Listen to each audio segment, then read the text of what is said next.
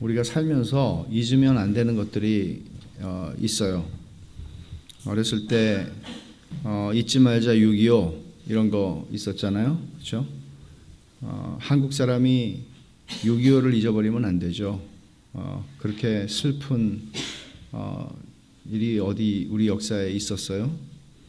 또 요즘 같으면 3년 동안은 세월호를 잊지 말아라 하는 것이 우리 한국 사회에 참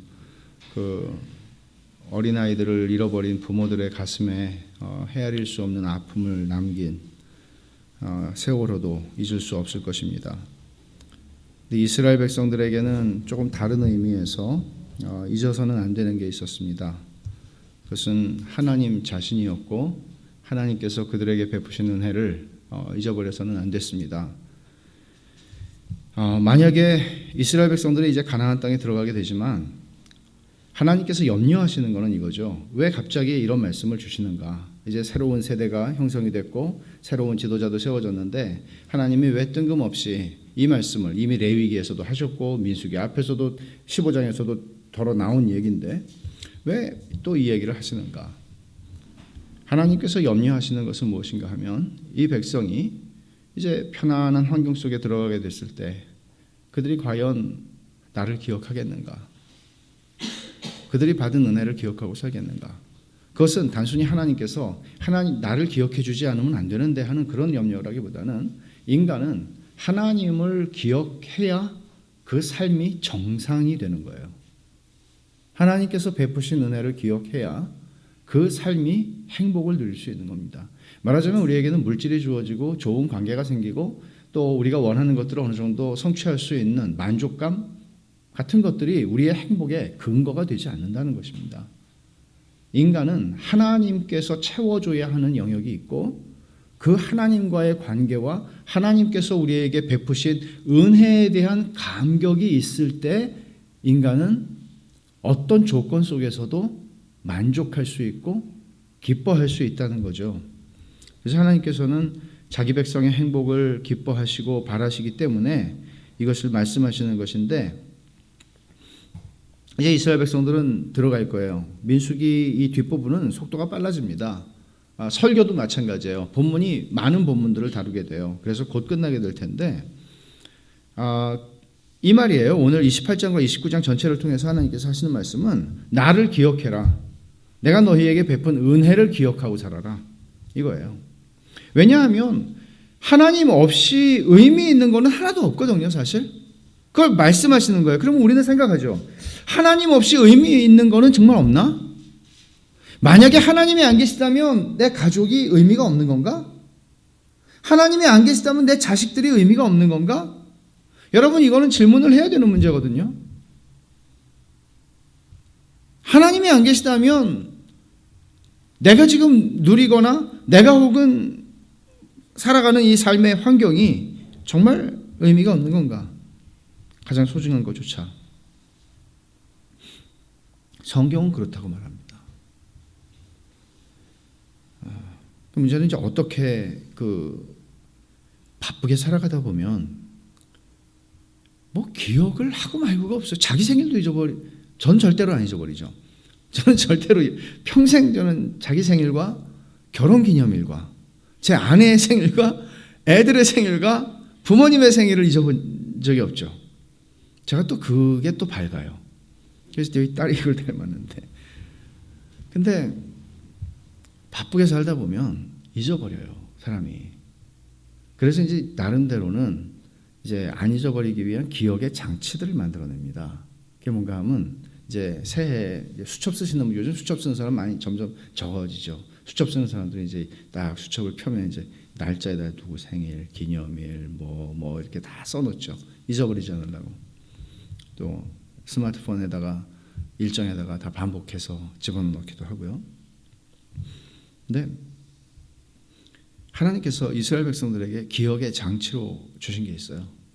그러니까 사람이 살다 보면 잊어버리게 되기 때문에 하나님이 기억할 수 있도록 장치를 주신 게 제사와 절기예요. 그러니까 제사와 절기를 오늘 말씀하시는데 여기 보면 오늘 우리가 읽은 말씀 28장 1절부터 8절까지는 뭘 얘기하나 하면 상번제를 얘기해요. 매일 아침 매일 저녁. 그러니까 저녁은 아니에요. 엄밀한 의미에서 해지기 전까지. 그래서 뭐 오후 한 3시나 4시쯤에 드렸다고 하더라고요. 유대인 학자들에 의하면. 그러니까 2번을 꼭 번제를 드려요. 매일. 이거는 뭐 안식일이고 뭐고 할 거 없어요. 365일 뭐 100년 계속 드리는 거예요. 아침과 저녁에. 그게 이제 1절부터 8절이에요. 그다음에 9절과 10절에는 안식일. 그러니까 매일이라는 사이클이 있고요. 그다음에 일주일에 한 번 안식일. 그게 9절과 10절이에요. 안식일. 근데 10절에 보면 이렇게 나오죠. 상번제와 그 전제 외에 매 안식일의 번제다. 그러니까 안식일에 드려야 되는 제사가 있는데요. 안식일은 그냥 쉬기만 하는 게 아니고 안식일 모든 날 특정한 날에는 제사가 있어요. 근데 이제 안식일에 제사를 드리는데 그러면 어차피 번제를 드리니까 그냥 의미만 싹 바꿔가지고 이건 오늘은 안식일이다 이렇게 하는 게 아니고 기본적으로 상번제로 드리는 게 항상 있고 거기에다가 추가로 안식일이에요. 근데 뒤에 보면 뭐가 나와요? 11절부터 15절에는 초하루가 나오죠. 이거 월삭이라고 그랬어요. 월삭. 매월 1일 날은 또 제사가 있어요. 그러면 안식일하고 월초가 겹치잖아요. 초하루가. 그러면 초하루에 드리는 제물들이 좀 많아요. 그걸 또 상번제, 안식일, 초하루를 더해요. 그러니까 사실 굉장히 제물이 많이 소요가 되는 거죠. 뿐만 아니라 이제 여기까지는 이제 매일, 매주, 매월이에요. 그 다음에 이제 16절부터 29장 전체가 이 1년에 한 번 돌아오는 절기들에 대해서 얘기를 하는 것이죠. 6월절에 대해서 6월절이 그 이스라엘이 우리가 이제 성경 보면서 좀 어려운 게 뭔가 하면 달이 말이죠. 달이 지금 우리가 쓰는 그 달력이 아니에요. 이 사람들은. 근데 우리가 쓰는 달력도 아닌데 2가지가 있어요. 이 사람들이. 하나는 종교적인 달력이 하나가 있고요. 하나는 민간에서 그냥 자기들이 그냥 쓰는 달력이에요. 그러니까 종교적인 달력으로 치면은 6월절이 있는 달이 첫 달입니다. 어디서 치는 거죠? 해방. 애굽에서 해방된 게 1월이에요. 그렇게 해서 이제 세서 7월까지 가게 되면 7월이 우리나라에 뭐 8, 9월, 9, 10월 정도 되겠죠. 7월로 가게 되면은 7월은 이제 제가 그 이스라엘에 가장 축제가 많은 절기가 많은 1일 날부터 시작해서 근데 문제는 민간 달력은 7월 1일이 나팔절이거든요. 종교력으로는. 근데 종교력으로는 나팔절 7월 1일인데 이게 1월이에요. 정월이에요. 일반 그냥 사람들 삶에서는. 그러니까 나팔절은 7월 1일이지만 종교력으로는 일반적으로는 그게 설날입니다. 그렇게 이제 시작이 돼요. 그러면 7월 1일 날 나팔절 하죠. 또 7월 10일 날 대속죄일이 있습니다. 저 유대인들이 많이 있는 동네에 살았었는데 미국에 살 때 그 대속죄일을 지켜요. 이 사람들이 성전도 없는데 그래서 그 동네가 유대인이 많으니까 학교도 다 놀아요. 힘이 세서 이 사람들이. 그리고 숙제를 못 내줘요. 안식일이라 아무것도 하면 안 되는데 숙제 내주면 안 되잖아요. 완전히 입김이 장난이 아니죠. 이 사람들이. 그러니까 욤키퍼라고 하는 말을 아예 히브리 말을 쓰면서 명절로 지킵니다. 자기들. 7월 10일 날 대속죄일이 있습니다. 1년에 한 번 대제사장이 피를 가지고 자기 이스라엘 모든 백성의 죄를 속하는 지성소에 들어가서 그 피를 속죄소에 뿌리죠. 그 다음에 10일이 지나면 15일이 오죠. 15일부터 22일까지 8일이에요. 7일 동안 사실은 명절을 지키는데 그 명절의 이름은 초막절 혹은 장막절이라고 그러죠. 근데 이제 이스라엘 백성들이 광야에 40년 동안 텐트 치고 살았던 것을 기념하면서 다들 이게 수양회입니다. 이스라엘에. 여름 수양회예요. 그래서 다 텐트 치고 나가서 자기 조상들이 광야에서 고생했던 거 생각하면서 그 은혜를 생각하는 거예요. 근데 이것은 많이 먹는 축제였습니다. 왜냐하면은 추수가 다 끝났거든요. 추수가 다 끝나서 이제 추수한 곡식들을 이제 저장하는 거예요. 그래서 이거를 초막절, 장막절 같은 거죠. 초막이나 장막이나. 근데 또 하나 다른 말은 수장절이라고 그래요. 저장한다 하는 말이에요. 그래서 이제 일주일 동안 하고 마지막 8일째는 큰 날이라고 그래서 큰 축제로 이제 모든 1년 동안의 축제가 완전히 마무리가 돼요. 그래서 이제 6월절로 시작해서 초막절로 끝나는 것인데 그 가운데 하나의 절기가 또 있죠. 3대 절기 중에. 그게 뭐예요? 여기 오늘 본문에 보면은 26절, 28장 26절부터 31절까지 77절이라고 나오죠. 77이 뭐예요? 49. 오순절입니다, 이게. 그래서 6월절로부터 50일이 되는 거예요. 이게 이제 이스라엘 사람들은 이런 농사와 관련된 보리추수와 관련된 것인데 사실은 보리추수가 시작하는 것인데 이때 또 다른 의미가 있어요. 오순절에는 6월절은 이스라엘 백성들의 구원이죠. 그럼 오순절은 뭘까요? 오순절은 시내산에 도착해서 모세가 하나님께로부터 율법을 받은 날입니다. 그렇게 의미를 부여합니다. 그러나 우리에게는 또 하나 신약적인 의미가 있죠. 그것은 성령께서 교회에 부어지시는 큰 은혜가 있었던 구속사에 있어서 굉장히 중요한 사건입니다. 예수 그리스도께서 이 땅에 오셔서 십자가에서 죽으시고 부활하신 후에 마지막으로 지상에서라고 말할 수도 있고 지상사역을 부활 승천으로 끝나셨다고 생각하잖아요. 승천하셔서 얼마 있다가 성령이 임했죠? 부활하시고 며칠 동안 계셨습니까? 40일 동안 계셨죠. 40일 동안 제자들과 함께 살진 않으셨어요. 40일 동안 제자들에게 나타나셨죠.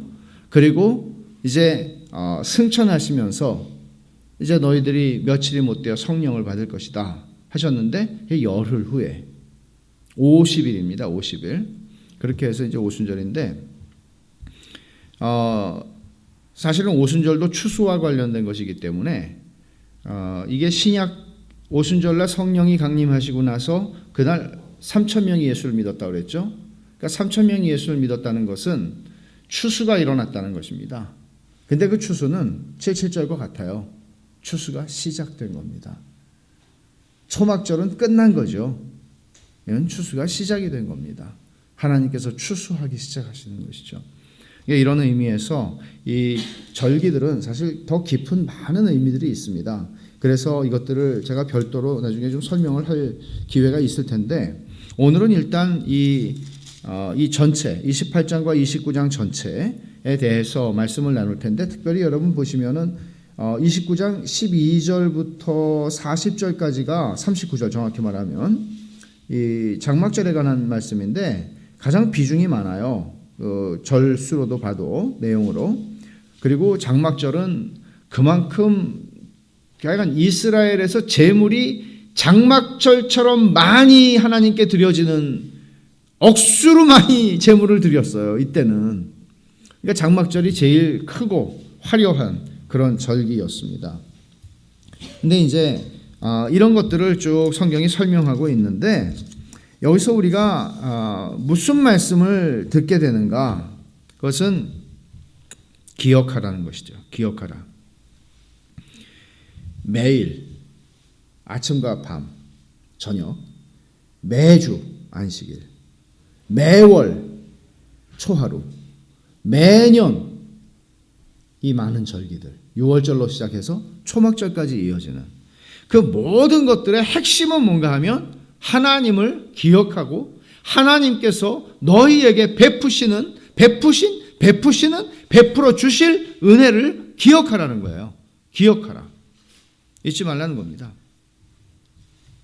그래서 하나님께서 이 절기와 제사들은 기억하라는 의미에서 주신 기억의 장치들입니다. 잊어버리기 쉬운 우리들에게. 그래서 이 3대 절기에는 특별히 이스라엘의 모든 남자는 예루살렘에 와서 하나님 앞에 보여야 된다. 그랬죠? 그러니까 모든 사람들이 3대 절기는 뭐 없어요. 예루살렘으로 와야 돼요. 보세요. 그러면 어떻게 되겠어요? 이스라엘 사람들의 달력에는 우리나라도 공휴일 표시가 다 돼 있잖아요. 달력에. 그와 마찬가지로 이스라엘 사람들에게도 빨간 날로 표시가 다 돼 있을 겁니다.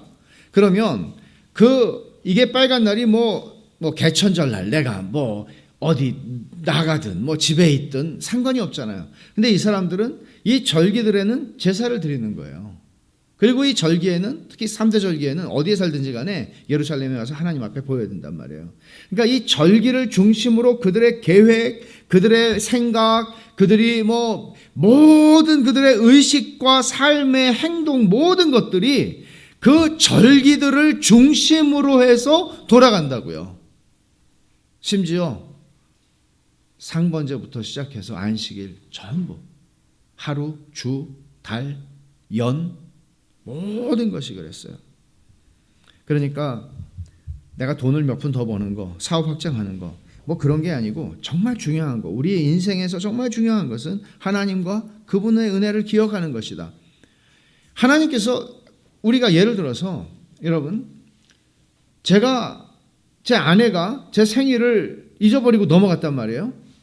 그럼 이제 아침부터 이제 보자, 언제 몇 시에 생각하나 보자, 끙끙거리고 이제 진땀 흘리고 있다가 이제 그러겠죠. 인간이 이게 좀 모자랄 때 이렇게 그러잖아요. 그러니까 그러는데, 그러면 왜 우리가 그런 마음을 섭섭하고 혹은 좀 무시당했다고 느낄 수도 있고 혹은 좀 그런 생각들이 들 수가 있는 거예요. 말하자면 내가 정말 중요한 사람이라면 내 아내가 어떻게 내 생일을, 아들 생일은 챙기고 내 생일은 까먹나, 이렇게 생각하지는 않겠죠. 그러니까 우리가 하나님을 기억한다고 하는 것은 단지 1년에 한 번 생일 이런 게 아니라 하나님만이 우리에게 당신을 기억하고 당신의 은혜를 기억하라고 요구하실 수 있는, 매일 아침과 저녁에 매주 그리고 매달 매년 수없이 많이 요구하실 수 있는 분은 하나님밖에 안 계시죠. 왜냐하면 그것이 우리의 하나님의 언약 백성의 생존 조건이니까. 그래야 우리는 제대로 살 수 있으니까. 이게 기억의 장치일 뿐만 아니라 가르침의 장치이기도 했습니다. 하나님이 제사 규정들을 이제 주신 게 이걸 통해서 이제 가르치시는 게 있는데요. 첫째는 뭔가 하면 대가를 지불하는 거예요. 제물이 정말 엄청났습니다. 1년 동안에 드리는 제물의 양을 쭉 계산해 놓은 게 있어요. 황소 113마리, 순양 32마리, 어린 양 1086마리, 그리고 1톤 이상의 밀가루, 그리고 수천 병의 기름과 포도주. 굉장히 많은 제물들이 필요한데 이스라엘 공동체가 이런 것들을 볼 때, 여기서 제가 대가라고 말하는 거는 비용이 든다 이런 차원이 아니라 근본적으로 지금 제사가 가지고 있는, 여기서 치루어야 하는 제물의 비용이라는 거는 속죄와 관련이 되어 있는 거죠. 속죄와. 말하자면 이렇게 많은 짐승과 이렇게 많은 제물들을 하나님께 드렸음에도 불구하고 한 사람의 영혼도 구속하지 못해요. 영혼의 값은 너무나 비싸기 때문에. 그래서 제물이 드려질 때마다 사람들은 자신들이 죄인이라는 것과 자신들을 구속할 만한 가치가 있는 제물이 존재하지 않으며, 그 제물이 있다면 그것은 하나님께서 우리에게, 당신께서 우리를 위해서 제공해 주시는 제물이 아니고서는 이런 짐승 따위로는 우리의 죄가 용서받을 수 없다는 것을 알고 하나님께서 주실 대속물을 바라봐야 했던 것이죠. 그래서 이것은 전부 그리스도를 가리키는 것입니다. 속죄의 대가만 있는 게 아니에요. 하나님과의 관계가 싸구려가 아니다 하는 거예요. 여러분, 만약에 우리가 어떤 만남이 있는데 그 만남은 정말 커피 한 잔 값도 내가 드리지 않는 만남이라면,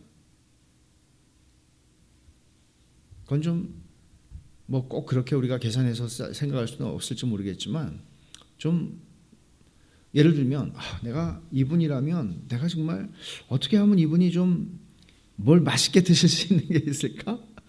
이분이 어떻게 하면, 어디 가면 좀 좋아할까? 그리고 내가 계산하지 않고 정말 이 사람이 즐거워하고 좋아할 수 있는 거를 할 수 있겠죠. 그 얘기는 무슨 얘기가 하면 이거는 굉장히 중요한 만남이고 관계다 하는 것이겠죠. 우리가 하나님과의 만남, 하나님과의 관계도 마찬가지입니다. 사람들이 종교의 위안과 도움을 얻으려고 하지만 실제로 대가를 지불하려고 하는 사람 별로 없습니다. 헌신이 없는 위로를 받기를 원하고 책임지지 않아도 되는 영적인 관계, 영적인 어떤 느낌, 이런 것들을 원해요. 그러니까 꼭 이런 거죠. 요즘에 젊은이들이 결혼하지 않고 동거를 한다. 뭐 옛날에도 그런 게 많이 있었지만 점점 결혼이 없어지면서, 그러면 결혼이라는 건 책임을 져야만 되는 관계잖아요. 결혼을 책임지지 않고 그냥 같이 살다가 싫으면 그냥 언제든지 헤어질 수 있는 이런 식의 그 라이프 스타일이, 그러니까 책임지기 싫어하는 거예요. 그러니까 자녀를 가지는 것보다는 개를 갖다 기르는 게 훨씬 더 편하다.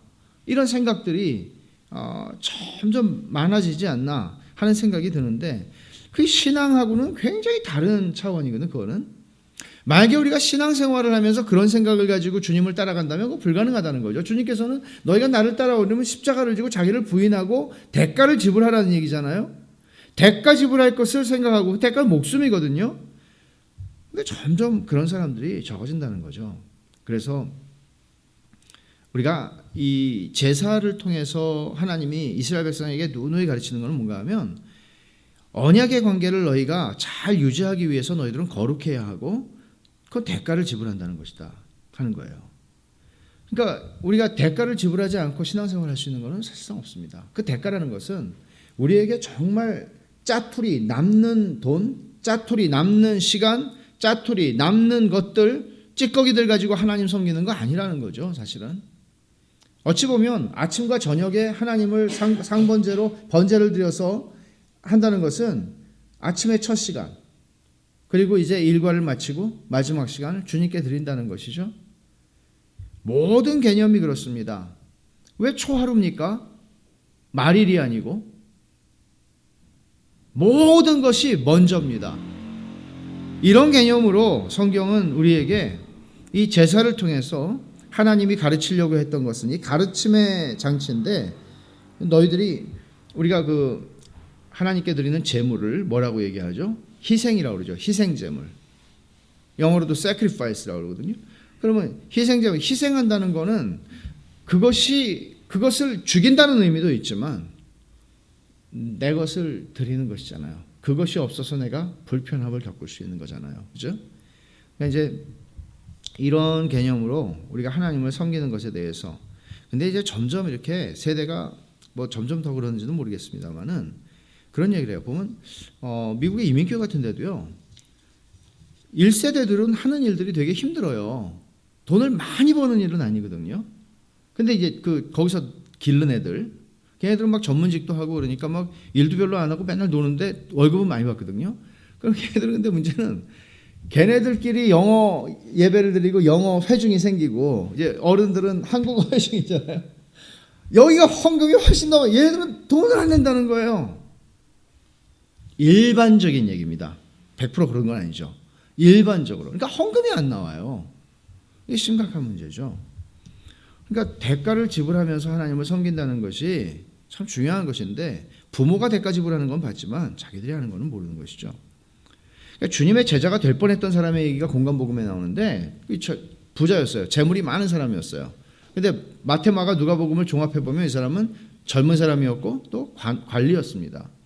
그러니까 정치적으로도 성공했고 돈도 많고 젊었어요. 근데 이 사람이 예수님에게 와서 꿇어 엎드려서 물어보죠. 내가 무엇을 해야 영생을 얻겠습니까? 그러니까 주님이 뻔히 이 사람을 보시면서 몇 차례 문답을 하시고는 이렇게 도전을 하셨어요. 여러분들께서 아시는 대로 내게 아직도 한 가지 부족한 것이 있으니 가서 내게 있는 것을 다 팔아 가난한 자들에게 주라. 그리하면 하늘에서 보화가 내게 있으리라. 약속이에요. 그리고 와서 나를 따르라. 이거 영광스러운 초청이잖아요. 예수님 쫓아오라는 거잖아요. 베드로에게도 예수님이 얘기했고 요한에게도 얘기했는데, 그들은 자기들이 배와 그물을 버려두고 예수님을 쫓아갔잖아요. 근데 이 사람은 재물이 많은 거로 근심하며 주님을 따라가지 않고 재물을 따라갔다고 얘기를 하죠. 무슨 얘기인가 하면, 예수님께서 네가 신자가 정말 믿는 사람이 될래? 네가 진짜 제자가 될래? 제자의 가격표를 딱 제시하니까 가격표를 딱 보고, 이렇게 비싸? 그러고는 나는 신자가 되는 것보다는 그냥 구도자로 머무는 게 낫겠다. 그러고는 돌아선 겁니다. 오늘날 이렇게 신자의 자리로 가지 않고 교회를 다니고 있는 사람들이 제가 볼 때는 적지가 않습니다. 믿음을 지키기 위해서, 믿음을 손해보지 않으려고, 다른 거 돈은 손해봐도 믿음은 내가 손해볼 수 없지, 내가 다른 거는 잃어버려도 믿음은 내가 잃어버릴 수 없지, 이런 마음으로 대가를 지불하는 것, 그게 사실 하나님의 백성들에게 요구되는 것이고, 로마서 12장에서 바울 사도가 말씀한 것도 너희 몸을 하나님이 기뻐하시는 거룩한 산제물로 드리라, 마찬가지죠. 살아있는 희생제물로 나 자신을 드리라는 거잖아요. 이게 예수님이 자기를 부인하고 십자가를 지고 쫓아오라는 말씀하고 조금 더 다른 게 아닙니다. 하나님께서는 제사를 이스라엘 백성들의 삶 속에서 매일, 매주일, 매월, 거의 정말 제사의 나라죠, 이 나라는. 그런데 이걸 통해서 하나님은 대가를 지불하고 주를 따라오는 것을 가르치십니다. 세 번째로 이것은 처음에 기억의 장치라고 그랬고 또 가르침의 장치라고 그랬고, 세 번째는 교제의 장치입니다. 하나님이 명하신 제사와 절기들은 이게 하나님이 야, 나하고 교제하자, 나하고 한 밥상에 앉아서 밥을 좀 먹자, 그런 얘기입니다. 저는 옛날에 이제 대학교 다닐 때, 신학교 다닐 때도 그런 것 같은데요.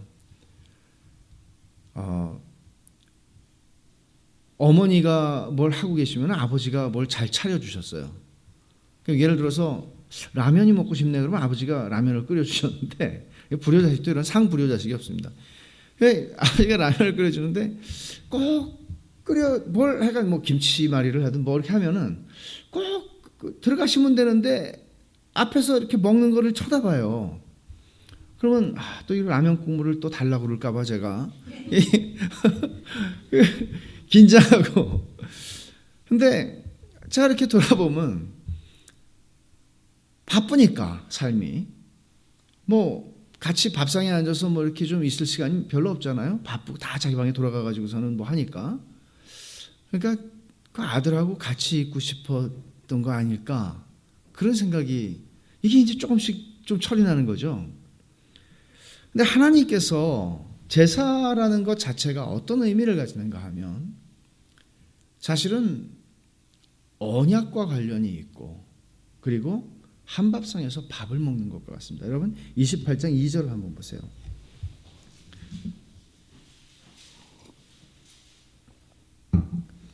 이스라엘 자손에게 명령하여 그들에게 이르라, 내 헌물, 뭐라고 하죠? 그 다음에 내 음식인 화제물, 내 향기로운 것은 너희가 그 정한 시기에 삼가 내게 바칠지니라. 여기 음식이라고 말씀을 하시죠. 그러면 우리가 조상 제사를 드려본 경험이 있는 사람들은 이렇게 제사를 드리면서 이게 우리 조상들이 와서 잡수신다 해서 막 정성스럽게 막 밥상을 차리잖아요. 이제 그런 개념은 아니죠. 하나님께서 그렇게 잡수시는 건 아니죠. 그러나 하나님께서 지금 이렇게 표현하시는 것은 무슨 얘기입니까? 너희가 나와 한 밥상에 앉아서 교제하자는 거거든요. 그런 의미에서 이 하나님께서 사실 하나님과 교제한다는 것, 사귄다는 것은 요한일서에서도 우리가 그렇게 많이 보고 있지만, 하나님이 우리를 구원하신 목적은 멀리 떠난 자식이 내게 와서 내 품에 안겨서 나와 교통하고 교제하는 거예요. 그 기쁨을 주시고 싶어서 창조하신 하나님께서 그 기쁨을 주고 싶은 거예요. 그런데 나는 세상이 좋다고 그러고 떠난단 말이에요. 탕자처럼. 우리를 구속하시는 목적은 하나님과의 교제를 회복하는 것이에요. 그게 창조의 목적이었거든요. 그러니까 그렇게 교제라고 하는 거, 하나님과 내가 나누는 교제, 교통이라고 하는 거, 그렇게 중요한 것이죠. 하나님이 원하시는 거, 이 제사를 통해서, 이 수없이 드려지는 제사를 통해서 하나님이 원하시는 거는 너 나와 교제하자, 나하고 만나자, 한 밥상에 앉아 밥을 먹자. 이 본질이 간과되면 다 껍데기에 불과한 거예요. 여러분, 우리 예배도 마찬가지예요. 예배도 내가 예배당에 앉아있는 게 주일 성수가 아니라, 왜 주일날 예배 드렸는데 수요일날까지 와요? 왜 새벽 예배를 와요? 뭐 오고 안 오고보다도 중요한 거 기도하는 거죠. 근데 그게 무슨 얘기예요? 교제하자는 거예요. 그 의미에서 우리가 이 모든 우리의 종교적 행사를 보지 않는다면 그 껍데기죠.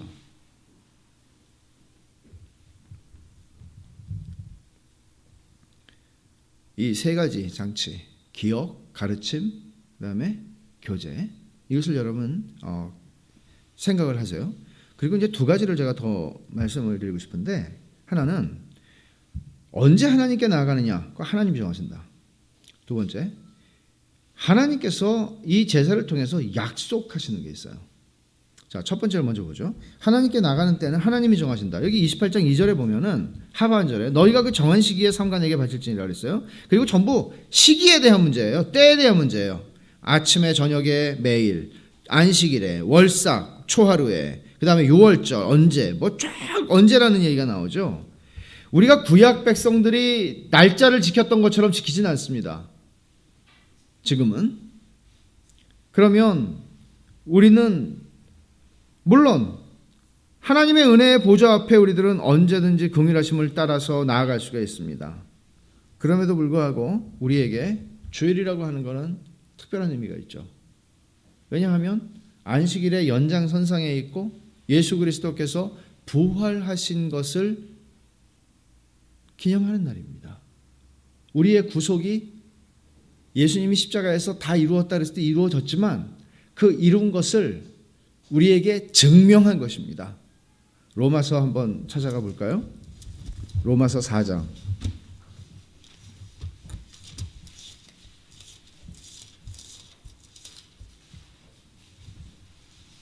25절.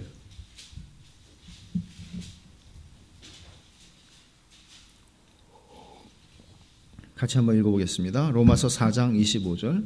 예수는 우리가 범죄한 것 때문에 내줌이 되고 또한 우리를 의롭다 하시기 위하여 살아나셨느니라. 그러니까 의롭다 하시기 위해서 살아나셨다. 범죄한 것 때문에 죽으셨고 의롭다 하시기 위해서 살아나셨다. 이렇게 부활을 강조하는 것은 예수님께서 십자가에서 죽으실 때 다 이루시는 것이죠. 그러나 그것이 우리에게 증명이 되고 확증이 되는 게 바로 부활이에요. 그런 의미에서 이 주일이라고 하는 것은 굉장히 중요합니다. 사도행전이나 뭐 초대교회에서도 주일에 주의 백성들이 점점 안식일과 주일에 모이다가 주일에 모이기 시작했죠. 그러니까 구약 백성들의 개념으로 보면 아무 때나 자기가 원한다고 해서 원하는 때에 편한 때 나가는 게 아니라 요번에 내가 바쁜데 6월절 뭐 지나치지 뭐 이렇지가 않았어요. 딱 하나님이 정하신 때 하는 거예요. 특별한 사정이 있을 때 이제 2월 달에 안식 6월절 지킨 경우들이 있기는 했는데, 그러니까 모든 삶의 아까 말씀드린 것처럼 모든 삶의 계획과 이 모든 것들이 전부 하나님이 정하신 날을 중심으로 그것을 고려하고 늘 계획하고 생각하는 것이에요. 이런 의미에서 우리가 주일이라고 하는 것을 특별하게 생각하는 것은 매우 합당한 것입니다. 어떤 사람들이 이렇게 얘기하면 또 율법주의라고, 율법주의를 그렇게 막 쓰면 안 되는데 그렇게 주일은 그런 의미에서 대단히 중요하고 우리가 하나님의 백성들 공동체와 관련된 것이에요. 내가 혼자서 예배를 드린다면 주일을 내가 언제를 정하든 상관이 없을 거예요. 그러나 아랍에 있는 나라들은 아랍은 금요일 날이 쉬는 날이니까, 그죠? 주일 날은 일을 한단 말이에요. 그런 의미에서 조정을 하거나 이런 것들을 합당할 수 있어요. 그러나 여러분들이 주일을 중심으로, 이 특별한 날을 중심으로, 주일이 왜 주일입니까? The Lord's Day, 주님의 날이거든요. 태생 본래 개념이. 그러니까 그 날을 중심으로 우리가 살아가는 거 굉장히 중요한 것입니다. 이스라엘 백성들은 뭐 안식 쫙 얼마나 많았어요. 이게 주일을 중심으로 간다. 우리는 예수 그리스도의 부활이 중심이다 하는 것이죠. 그리고 또 하나는 이제 하나님이 약속을 주셨는데, 이게 뭔가 하면 불신앙적인 마음으로 보면은 이런 생각이 들어요. 이게 벌써 계산을 해요. 하나님이 바치라고 그런 게 지금 순양이 몇 마리 플러스 해가지고 쭉 해서 이제 나오잖아요. 그러면 아이고 고기 먹긴 틀렸네. 다 바치고 고기 먹긴 틀렸네. 이렇게 생각한단 말이에요. 근데 하나님의 선하심을 신뢰하고 우리가 이 말씀을 보면 주의 백성들이 어떤 마음을 가지게 되는 이렇게 다룰 수가 있어요. 야, 이 가나안 땅에 들어가게 되면 하나님께서 이걸 다 바치고도 우리가 먹고 살게 하시겠구나. 엄청나게 주신다는 소리구나. 이런 약속이 사실은 여기에 암시되어 있다는 거죠. 그러면 이제 적용하면서 이제 이 말씀을 정리해 보죠. 첫 번째는 뭐예요? 기억의 정치라고 그랬는데, 여러분 기억을 하고 사세요? 기억을 하고 사세요? 일상의 분주함 속에서 생각과 여러분의 생각과 신앙과 모든 것들이 다 이렇게 매몰되지는 않나요? 정말 기억해야 할 거는 기억 안 하고 기억 안 해도 되는 것들을 기억하면서 집착하고 살아가지는 않나요?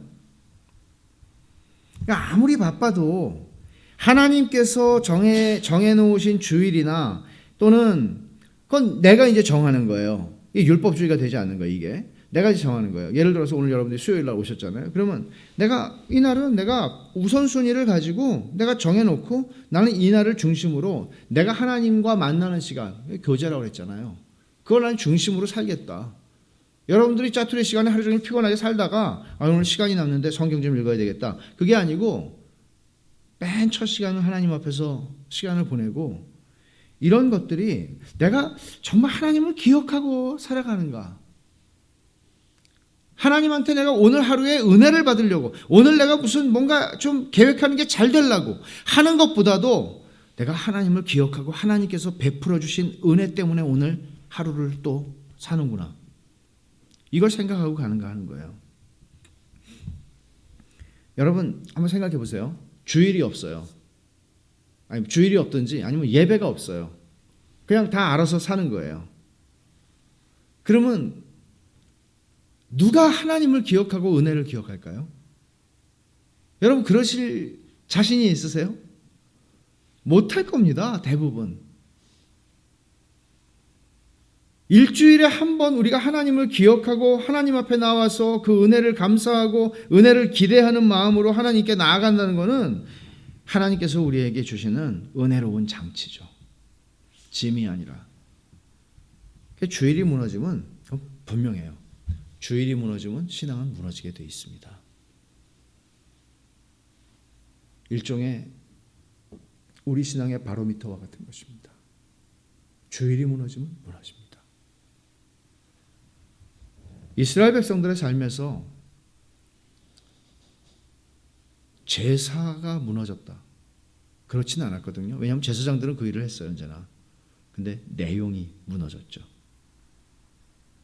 그러나 파격적으로 오늘날은 이런 식의 율법이 아니기 때문에 율법주의로 지키지 않으니까 우리가 설렁설렁 갈 수가 있죠. 근데 문제는 또 하나의 위험은 이 사람들의 위험이에요. 우리는 다 할 걸 하고 있지만 실제로는 내용이 없는. 여러분 하나님을 기억하고 그 은혜를 기억하고 살아간다는 것, 그날을 중심으로 살아간다는 것, 그날이 주일이라는 것. 두 번째, 대가를 지불하면서 신앙생활을 하는가. 제가 아까 잠깐 그 미국의 이민교회 말씀을 드렸는데요. 제가 한 가지 좀 이렇게 좀 안타깝게 여겼던 게 있는데 부모들이 주일날 아침에 아이들에게 이렇게 1불씩 넣어줘요. 헌금하라고. 흩어지잖아요. 주일날 애들 주일 학교 가잖아요. 1불 헌금을 줘요. 근데 이게 이제 저는 애들이 헌금을 대가를 지불하는 거 하나님께 드리는 것에 대해서 못 배운다는 거죠. 그러니까 애들이 요만할 때도 1불이었는데 이만큼 컸는데도 1불을 줘요. 이만큼 컸는데도 또 1불을 줘요. 그러니까는 1불은 팁으로도 주기가 미안한데 팁으로도 주차 옆에서 갑자기 누가 나타나가지고 이렇게 하면 근데 하나님은 1불을 좋아하신다 이런 생각을 할 것 같아요. 애들이 한 1불짜리만 모으시는구나. 그러니까 커서도 이제 그렇게 하기가 참 쉬운 거지. 1불 가지고 아무것도 못한다는 거 알거든요. 아이들이. 이게 1불짜리는 헌금이구나. 이렇게 배울 수 있다는 생각이 들어서 참 안타까웠는데 하나님께서 값으로 환산할 수 없는 당신의 독생자를 우리를 위해서 보내셨고 성자 하나님께서 당신의 피값으로 우리를 사셨는데 우리가 그 은혜를 받은 사람들이고 그것이 그리스도인인데 그리스도인들이 하나님 앞에서 아까 우리가 부른 찬송처럼 정말 내 마음과 내 몸을 다 주님 위해 드립니다 하는 고백을 가지고 살아간다는 것은 그리스도인들에게는 전제가 아닙니까? 대가를 지불한다는 것 중요한 것이죠. 세 번째로 하나님과 충분히 교제하면서 살아가는가. 내 삶의 중심에 하나님과 교제하는 게 있는가. 상번제처럼 아침과 저녁에 내가 하나님 앞에서 시간을 보내는가. 다윗이 이렇게 기도를 해요. 시편 141편을 한번 보세요.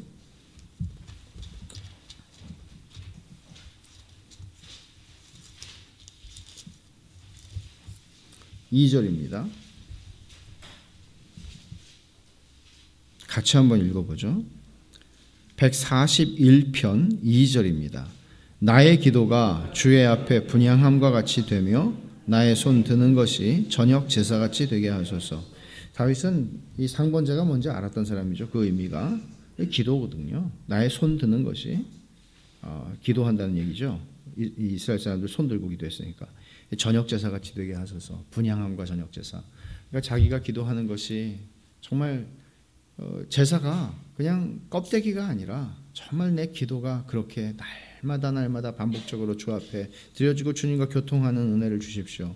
이게 다윗의 마음으로 우리가 그것을 이런 기도를 이런 걸 원하는가? 하나님과 교제하기를 정말 갈망하는가? 충분히 교제하면서 살아가나? 그렇게 살지 않았던 라오디게아 교회를 향해서 주님께서 이렇게 말씀하셨죠. 볼지어다 내가 문 밖에 서서 두드리노니 누구든지 내 음성을 듣고 문을 열면 내가 그에게로 들어가 그와 더불어 먹고 그는 나와 더불어 먹으리라. 이 말씀은 종종 우리가 전도하는 데 사용하지만 실제 문맥상의 의미는 예수님께서 예수님과 교제하지 않고 살아가는 신자라고 말하는 사람들에게 야 나하고 밥 먹자. 내게 와서 밥 먹자. 문 좀 열어다고. 예수님께서 직접 부시고 들어오시지 않겠다는 거죠. 문을 열어달라. 하나님과의 사귐이 여러분들의 삶의 여분에 이루어지는 것이 아니라 여러분의 삶의 중심, 여러분의 삶의 최고의 시간에 이루어지게 하는 것 참 중요합니다. 이게 제사와 절기의 규정을 통해서 하나님이 자기 백성에게 요구하신 것입니다. 주님께서 말씀하신 것처럼 그렇게 하면 이 모든 것을 너희에게 더하시리라. 이렇게 하면 모든 것을 너희에게 더하시리라 말씀하십니다. 그러니 여러분 이 말씀을 그저 반복되는 율법 규정 같고 우리하고는 아무 상관없어 보이는 이 말씀을 많이 읽어보면 그것은 우리에게 기억하라는 말씀이죠. 잊지 말라는 거죠. 다른 거 다 잊어버려도 하나님과 하나님께서 너희에게 베푸신 은혜를 잊지 말라. 그것을 기억하고 살아라. 이 기억의 장치를 무시하지 말아라. 기억할수록 이것을 제대로 기억하고 하나님께서 주신 기억의 장치를 우리가 잘 활용할수록 우리는 하나님의 영광을 보고 하나님의 선하심을 맛보고 점점 더 복된 삶 가운데에 들어가게 될 것이다 라는 약속이 있는 겁니다. 여러분 생각해 보십시오. 달란트의 비유에서 주님께서 이 말씀을 하시죠. 2달란트, 5달란트에게 무릇 있는 자는 받아 풍족하게 되고 없는 자는 있는 것까지 빼앗긴다. 그렇습니다. 은혜의 원리가 그렇습니다. 이게 연초에 이 말씀을 우리가 보게 되는 것도 참 감사한 일입니다. 이건 뭐 맞출래도 못 맞추는데 우리가 이제 한 해를 또 시작하죠. 2017년이 참 우리 삶의 특별한 해가 되었으면 좋겠고 정말 내가 은혜를 받은 적이 있는 사람인가 싶을 정도로 하나님의 은혜를 새롭게 받는 그런 축복된 해가 되었으면 좋겠는데 이렇게 새해를 시작하면서 여러분들의 삶을 어떤 기준에 맞춰서 조정할 것인가? 오늘 이 말씀은 우리에게 그런 면에서 굉장히 의미 있는 말씀이고 그렇게 우리가 살아가게 된다면 여러분들은 하나님의 은혜를 맛보는 데서 더 맛보게 될 것이고 물은 있는 자는 받아 풍족하게 되고 없는 자는 있는 것까지 빼앗기는 이게 은혜의 원리예요. 은혜를 받는 사람은 더 받게 돼요. 그러나 은혜의 자리에서 멀어져 가면은 점점 더 가난해져요. 영적으로. 하나님께서 우리 삶을 이 말씀들을 통해서 좀 한번 돌아보게 하고 그리고 더 깊이 그리고 풍성하게 하나님의 은혜를 기억하고 하나님과 교통하고 하나님께 우리 자신을 드리는 그런 복된 한 해가 되기를 원합니다. 같이 우리 기도하겠습니다. 하나님 아버지 감사합니다. 하나님께서 저희들에게 주신 이 말씀이 얼마나 참 적절한 말씀인지요. 하나님 아버지 그저 내용 없이 제도와 형식만을 가지고 가지 않도록 저희들을 붙들어 주시고 은혜 베풀어 주시옵소서. 뿐만 아니라 주님 정말 있어야 할 내용을 담고 있는 형식이 되게 하셔서 하나님께서 저희에게 주신 은혜의 장치들이 저희들이 하나님을 기억하게 하고 대가를 지불하며 하나님과 사귐의 기쁨 가운데로 들어가는 복된 은혜를 경험하고 더 경험하는 그런 저희들의 삶이 되도록 이끌어 주시고, 하나님 아버지, 우리 베샬롬 교회의 모든 삶의 중심이 하나님과 그 은혜를 기억하는 것이 되게 하여 주시옵소서. 그리하여 주님, 저희들의 주일 예배와 3일밤 예배와 저희들의 모든 만남과 모임들이 참으로 복된 시간들이 되도록 은혜를 부어주시고 또 부어주시는 그런 복된 시간이 되도록 주여 축복하여 주옵소서.